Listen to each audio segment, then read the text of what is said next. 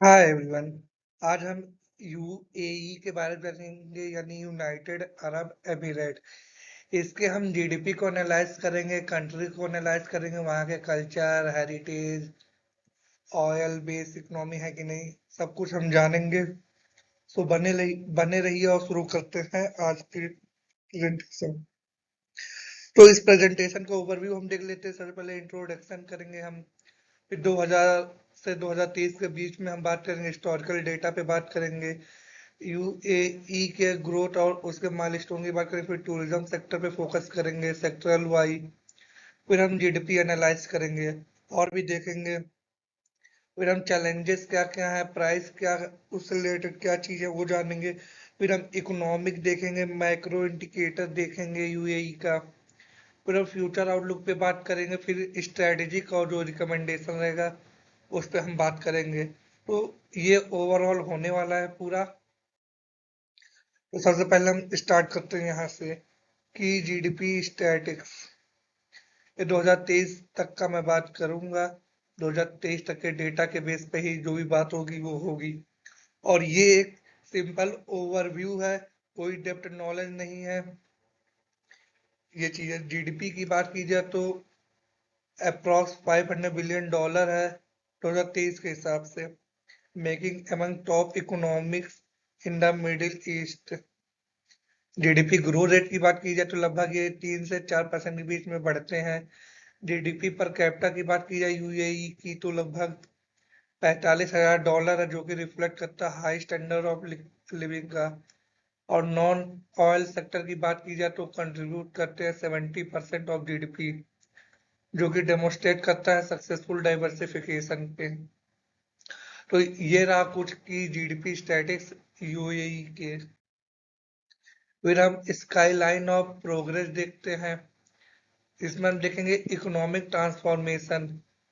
UAE skyline stand a testament to the nation remarkable economic transformation from Dubai iconic Burj Khalifa, आप लोग जानते ही होंगे, नाम सुने होंगे, Abu Dubai futuristic tower, this structure symbolizing diversified economy that has grown from oil dependence to a global hub for finance, tourism and technology। Burj Al Arab हो गया, वो भी हो गया, पाम जुमेरा सुने होंगे, वो भी यूएई के हैं। तो ये सब कुछ इकोनॉमिक ट्रांसफॉर्मेशन है, यानी टूरिज्म पे फोकस किया गया, फाइनेंस पे फोकस किया गया है, टेक्नोलॉजी पे फोकस किया गया है, ना कि ऑयल बेस्ड इकोनॉमी है। फिर हम जीडीपी ग्रोथ टाइमलाइन देख लेते हैं। तो 2000 से 2008 तक की बात करें तो ऑयल बूम की वजह से जीडीपी काफी तेज ग्रो हुई थी। $100 बिलियन से सीधा $315 बिलियन हुआ था, हाई ऑयल प्राइस की वजह से। 2008 से 2010 की बात की जाए तो ग्लोबल फाइनेंशियल क्राइसिस आया था, जीडीपी कॉन्ट्रैक्ट हुई थी शार्पली बिफोर स्टेबलाइजिंग। 2010 से 2019 तक की बात की जाए तो रिकवरी हुआ था, डाइवर्सिफिकेशन हुआ था, स्टडी ग्रोथ अब है, लगभग 3 से 4% एनुअली ग्रो हो रहे थे 2010 से 2019 के बीच में। फिर बात की जाए 2020 से 2023 तक का तो कोविड रिकवरी स्ट्रांग हुई थी, लगभग 3.5% से 4% ये एनुअल बेस पे ग्रो हुए हैं। फिर हम जीडीपी नॉमिनल वैल्यू ट्रेंड बात कर लेते हैं। सबसे पहले हम बात करेंगे जीडीपी 2000 में कितनी थी। तो अप्रोक्सीमेटली $100 बिलियन थी यूएई की जीडीपी 2000 के दशक में, जो कि प्राइमरली ऑयल एक्सपोर्ट से था। This period mark the foundation phase with initial diversification effort beginning to take shape. With 2023 में हम बात करते हैं यूएई की कितनी जीडीपी हो गई है, लगभग $500 बिलियन हो गई है, जो कि अचीव रिमार्केबल 5x ग्रोथ रही over 2 decade. The 2010 milestone of $300 billion mark accelerate diversification leading to today balanced resilient economy। ये सब चीजें। फिर हम जीडीपी ग्रोथ रेट कंपैरिजन देख लेते हैं। यूएई की ग्रोथ की बात की जाए तो आउट परफॉर्म रही है जीसीसी में ओवर एवरेज पास 2010 के बेसिस पे, driven by successful diversification policy, यानी ऑयल में ना फोकस करके अलग जगह फोकस करने की वजह से। जीसीसी एवरेज की बात की जाए तो PL lag behind due to slower economic reform and higher oil dependency. फिर हम जीडीपी कंपोजिशन की बात करें तो सर्विस सेक्टर ले तो लगभग 50% कंट्रीब्यूट करता है, reflecting UAE successful diversification strategy. Non oil GDP dominance है। अगर अलग कंट्री की बात की जाए जो यूएई के नेबरिंग है, वहां पे ऑयल डिपेंडेंस है, यूएई नॉन ऑयल डिपेंडेंस है। Oil and gas contribute approximately 30% of GDP, while industry and manufacturing account 15%। Agriculture भी 5% है, क्योंकि UAE transformation from oil dependent economy to diversify economic power house ये दिखाता है। फिर हम हिस्टोरिकल बैकबोन देख लेते हैं ऑयल एंड गैस सेक्टर के हिसाब से। तो oil and gas sector has been foundation of UAE economic transformation since 1960। Recent years saw production stabilization at approximately 3.2 million barrel per day, with OPEC agreement guiding output level to maintain global market balance। फिर हम price volatility या revenue की बात की जाए तो लगभग 30% GDP oil पे डिपेंडेंस है। काफी डाइवर्सिफाई कर लिए हैं क्योंकि प्राइस वॉलेटिलिटी की वजह से काफी चैलेंजेस आ रहे थे। ये चीजें पढ़ लीजिए, कोई भी दिक्कत है बताइएगा। Then we talk about the service sector. So under the service sector, there are mainly four major. Number one, tourism and hospitality. Record 25 million plus tourists annually, driven hospitality sector growth। लगभग 25 million लोग annually UAE को visit करते हैं, जो कि उनके hospitality sector में काफी इंपॉर्टेंट ग्रोथ रेट है। फाइनेंशियल सर्विस की बात की जाए तो लगभग 50 प्लस इंटरनेशनल बैंक है, ऑपरेट करते हैं यूएई के फाइनेंशियल फ्री जोन में। रियल एस्टेट में बात की जाए तो कंस्ट्रक्शन बूम है, फिर major development in Dubai and Abu Dhabi. Retail trade की बात की जाए तो स्ट्रेटेजिक लोकेशन है, enabling 400 billion plus annual trade flow है। तो ये रहा कुछ सर्विस सेक्टर यूएई का।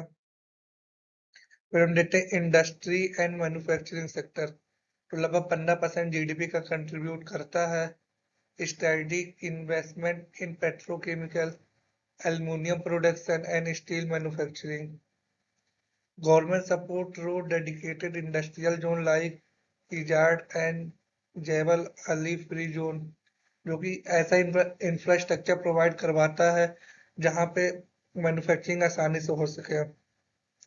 एक्सपोर्ट कंट्रीब्यूशन की बात की जाए तो UAE product reaching global market की एक्सपोर्ट, जैसे एल्युमिनियम हो गया, emirate global aluminium rank among world largest producer में आता है। पेट्रोकेमिकल प्रोडक्ट हो गया, स्टील हो गया, ये सब चीजें हो गई। हम एग्रीकल्चर एंड अदर सेक्टर देख लेते हैं, जैसे लिमिटेड एग्रीकल्चर। कि यहाँ सही सुनना है, दुबई में भी एग्रीकल्चर हो रहा है, यानी यूएई में भी। वहाँ का एरिड क्लाइमेट है, resources traditional agriculture contribute less than 1% to UAE GDP. हाँ, जीडीपी में कंट्रीब्यूशन कम है, लेकिन हाँ एग्रीकल्चर हो रहा है। जैसे हेविली इन मॉडर्न फार्मिंग पे काफी इन्वेस्टमेंट करें, सस्टेनेबल एग्रीकल्चर प्रैक्टिसेस करें, ये हो गया। फूड सिक्योरिटी इनिशिएटिव काफी लॉन्च हुआ है, इंक्लूडिंग एग्रीकल्चर डेवलपमेंट हो गया, वर्टिकल फार्मिंग करना हो गया, या एग्रीकल्चर टेक्नोलॉजी इन्वेस्टमेंट हो गया। तो इन सब चीजों में काफी ज्यादा इन्वेस्टमेंट यूएई कर रहा है। फिर हम ट्रेड डायनेमिक देख लेते हैं। सबसे पहले global re export hub. UAE serve as strategically re export hub connecting east and waste.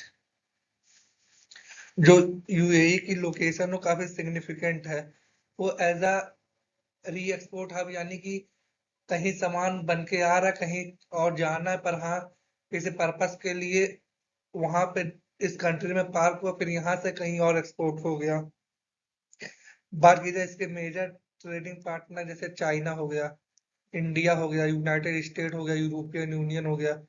री एक्सपोर्ट की बात की जाए तो लगभग ये 30% टोटल एक्सपोर्ट का कंट्रीब्यूट करता है, जो कि world class port and infrastructure logistic network है।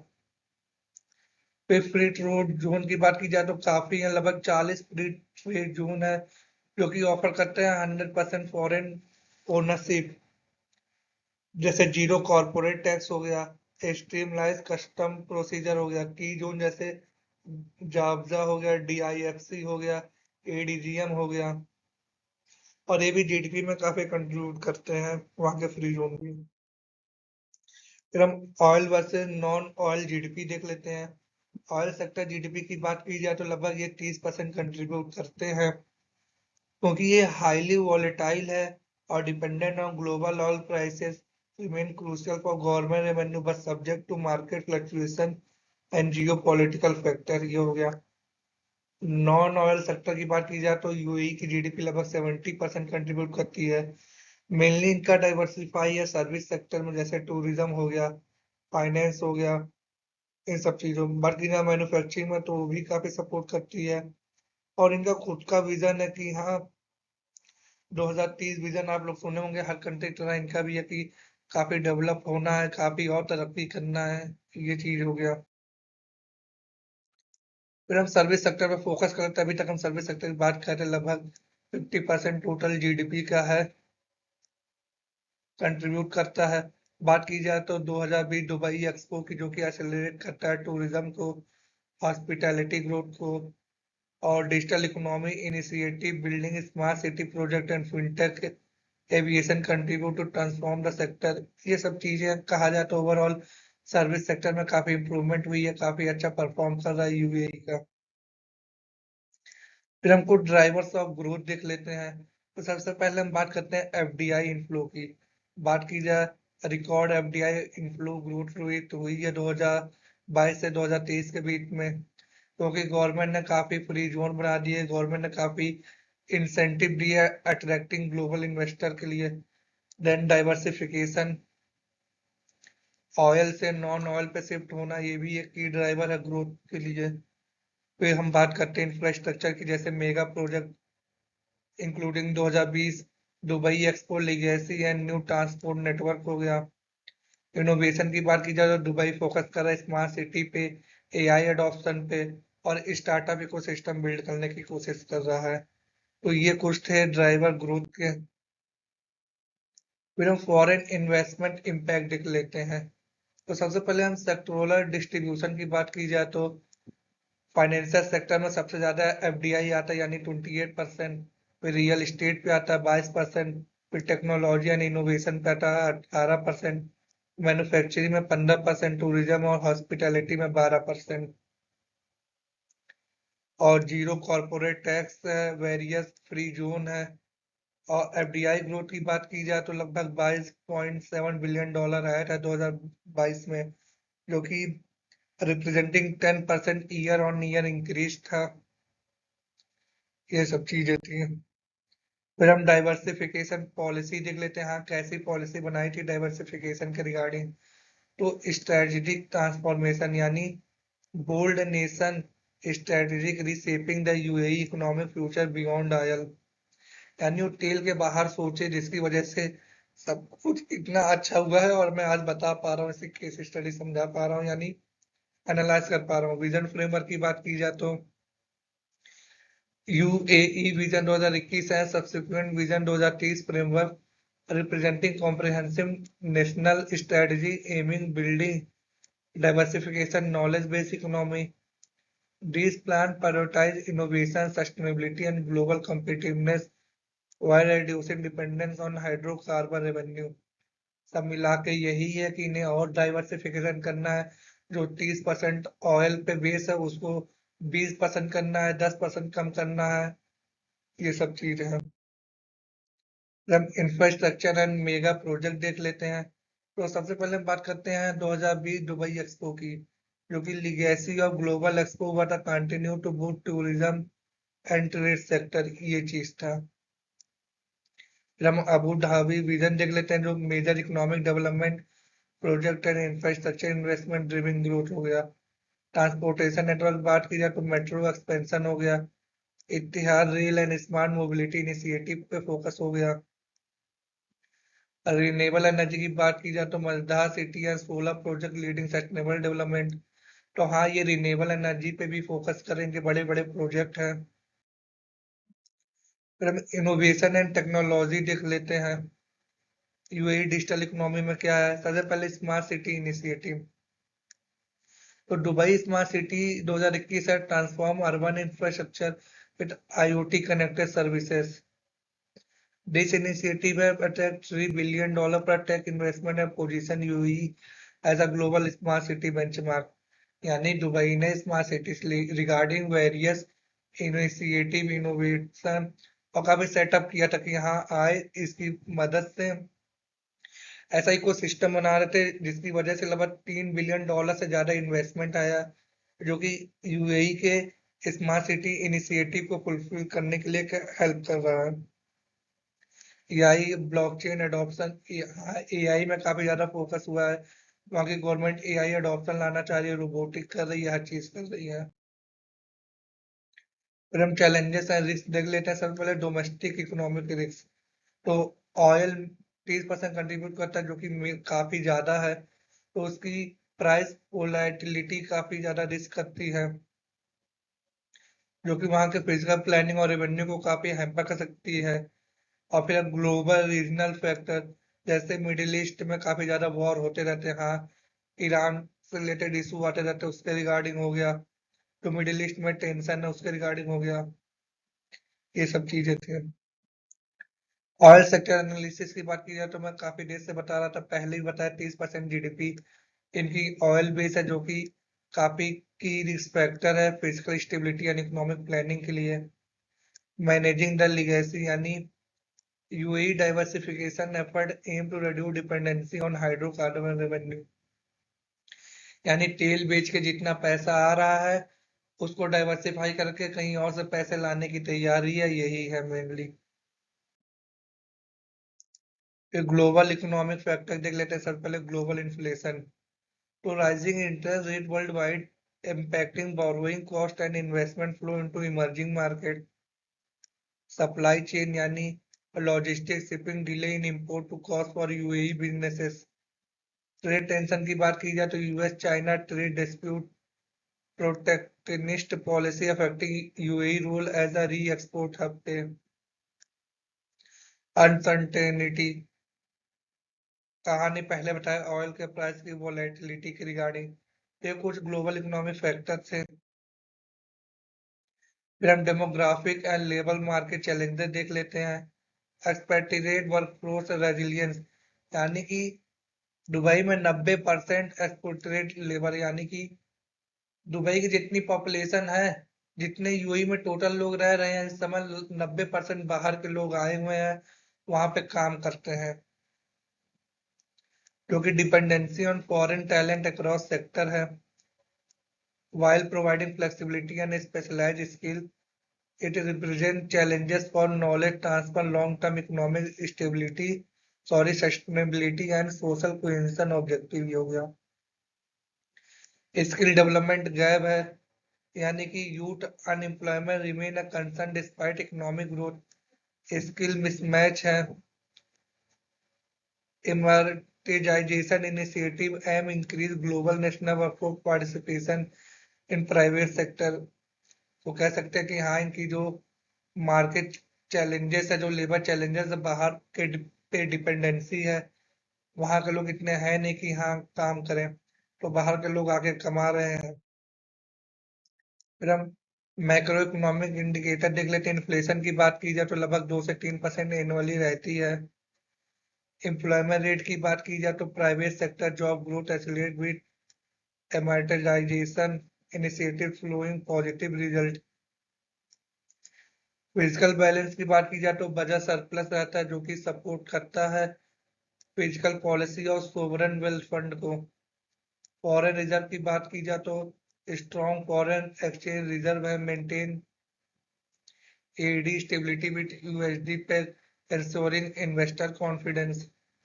ये है। इन्फ्लेशन ट्रेंड की बात की जाए तो लगभग मॉडरेट रहता है 2 से 3%, जो कि सपोर्ट करता है स्टेबल बिजनेस कंडीशन को। इकोनॉमिक इम्पैक्ट असेसमेंट देखें तो UAE maintain control inflation through currency stability and government subsidy. Rising global prices have impacted cost of living, particularly housing and food sector. Businesses operate cost remaining competitiveness, regional support, FDI attractiveness, and economic diversification goal. Labour force की बात की जाए तो लगभग private sector growth में देखा जाए तो लगभग ये 8.5% इंक्रीज है 2023 के हिसाब से, जो कि driven by service construction and retail sector में मेनली था।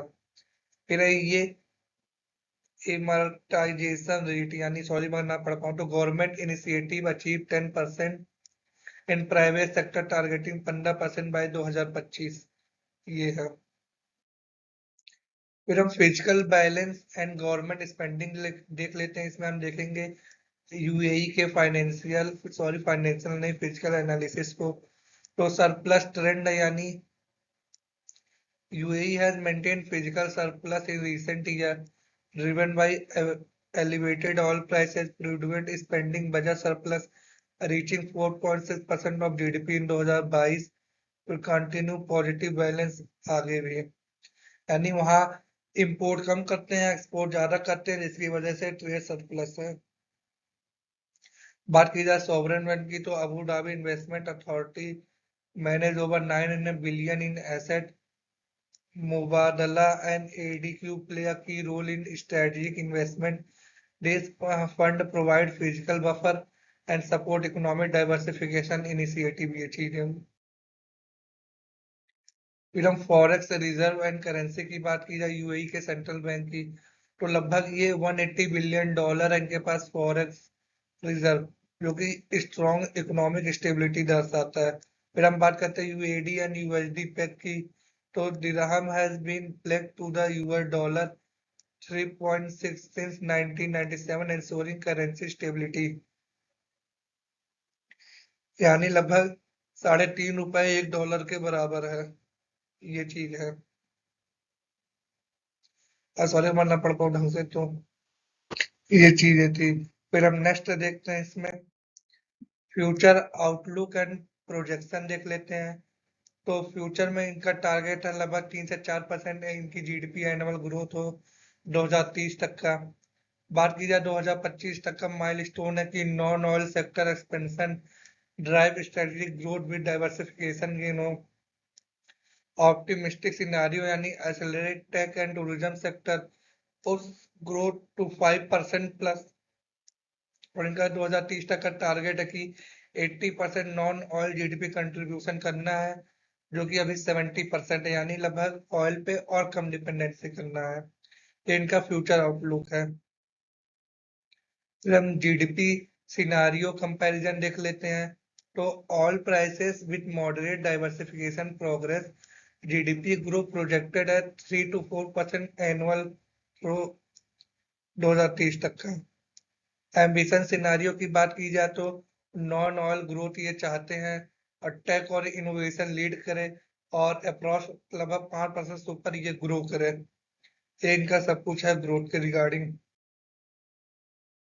वेब डाइवर्सिफिकेशन रोड मैप देखते हैं, यानी UAE के इकोनॉमिक विजन के हिसाब से। तो रिन्यूएबल एनर्जी की बात की जाए तो सोलर और न्यूक्लियर पावर से ये 50% अपनी एनर्जी फुलफिल करना चाह रहे हैं, कब तक 2050 तक का। नॉलेज इकोनॉमी बेस बनना चाह रहे हैं, यानी innovation hub, AI adoption, research institutional and skill workforce development चाह रहे हैं। टूरिज्म एंड कल्चर की बात की जाए तो expo 2020 legacy heritage prevention and global destination positioning करने की कोशिश हुई थी। फिर एडवांस मैन्युफैक्चरिंग में इनका रोड मैप है कि हाँ डाइवर्सिफाई हो, जैसे पेट्रोकेमिकल हो गया, aerospace and high tech industrial zone driven export, ये सब चीजें हो गई। फिर हम सक्सेसफुल सेक्टर देखते हैं UAE के GDP एनालिसिस में। तो टूरिज्म की बात की जाए तो लगभग पोस्ट एक्सपो 2020 टूरिज्म लगभग 14.4 मिलियन विजिटर थे, सर्ज हुए यानी बढ़े हैं। टूरिज्म सर्विस दुबई इन 2023। फिर हम देखते हैं रिन्यूएबल एनर्जी की बात की जाए तो Masdar city lead green initiative with 22 billion investment in clean energy project, ये कुछ सक्सेसफुल थे। फाइनेंशियल हब की बात की जाए तो DIFC rank among top 10 global financial centre with 400 plus firm. Sector success की बात की जाए तो non oil sector now contribute 70% of GDP, जो कि डाइवर्सिफिकेशन, स्ट्रॉन्ग डाइवर्सिफिकेशन को रिफ्लेक्ट करता है। वे रिकमेंडेशन देख लेते हैं। इनहेंस इकोनॉमिक डाइवर्सिफिकेशन, यानी नॉन ऑयल सेक्टर इंक्लूड जैसे टूरिज्म हो गया, फाइनेंशियल सर्विस हो गया, एडवांस मैन्युफैक्चरिंग हो गया, इस पे जाए।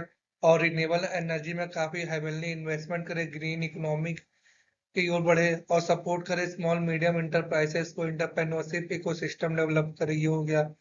Investment in human capital and innovation, यानी रिसर्च एंड डेवलपमेंट में अपनी फंडिंग करे, वहां के स्टार्टअप को सपोर्ट करे, पब्लिक प्राइवेट पार्टनरशिप करें और AI, ब्लॉकचेन और डिजिटल इंफ्रास्ट्रक्चर पे काफी ज्यादा पैसे खर्च करें ताकि नॉलेज बेस्ड इकोनॉमी हो और इकोनॉमिक ग्रोथ अच्छी हो। कंक्लूजन की बात की जाए तो इकोनॉमिक कॉन्सेप्ट के हिसाब से यूएई के तो स्ट्रेटेजिक ट्रेड हब, यानी UAE position cross road of Asia, Europe, Africa. The UAE leverage strategic location as a global trade and logistic hub. और non oil sector now contribute 70% of GDP, ये हो गया। Workforce and population की बात की जाए तो यूएई की पॉपुलेशन लगभग 10 मिलियन है, यानी 1 crore, with expertise comparison over 85% of the workforce, यानी बाहर के लोग ही सब हैं। डाइवर्स लेबर फोर्स ड्रिवन की sector including construction, service, technology supporting and rapid economic expansion, ये चीज हो गई। फिर हम लास्ट समरी देख लेते हैं। तो सबसे पहले हम बात करते हैं की इनसाइट की, यानी पूरे प्रेजेंटेशन में जो हमने बात की है उसको हम देख लेते हैं, इसको हम कंक्लूड करते हैं, समरी देख लेते हैं। तो UAE growth remain robust and increasingly diversified with non-oil sector now contributing 70% of total output, while oil remain an important economic pillar. Its share continue to decline as service, tourism and technology sector expand. Strategy outlook की बात की जाए तो government का 2021 से 2030 तक का जो विजन तो कंटिन्यू है, जहां पे सपोर्ट किया जाता है सस्टेनेबल इकोनॉमिक ग्रोथ को, इन्वेस्टमेंट इन इंफ्रास्ट्रक्चर है, innovation and human capital position UAE for long term prosperity and global competitiveness है, ये सब चीजें हैं। और लास्ट में थैंक यू बोलूंगा, अगर आप लोगों ने यहाँ तक देखा, दिल से धन्यवाद। मिलते हैं नेक्स्ट वीडियो में किसी और टॉपिक के लिए, जब तक के लिए टेक केयर, बाय बाय।